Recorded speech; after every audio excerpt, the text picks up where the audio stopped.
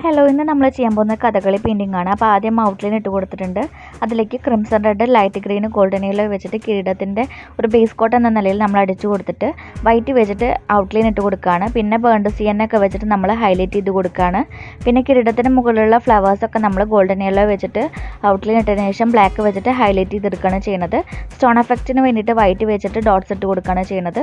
പിന്നെ കിരീടത്തിൻ്റെ അവിടെയുള്ള റൗണ്ടിലുള്ള പോർഷൻസ് ആദ്യം തന്നെ ഗോൾഡൻ യെല്ലോ വെച്ചിട്ട് ബേസ് കോട്ട് കൊടുത്തതിന് ശേഷം ബേൺഡ് സിയന വെച്ചിട്ട് ഔട്ട്ലൈൻ ഇട്ട് കൊടുത്ത് റെഡും ബ്ലാക്കും വെച്ച് ഹൈലൈറ്റ് ചെയ്തെടുക്കുകയാണ് ചെയ്യുന്നത്.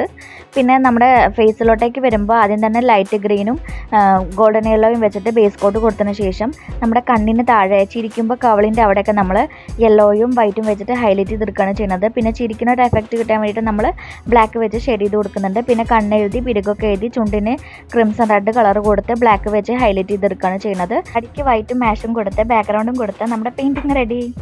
Thank you.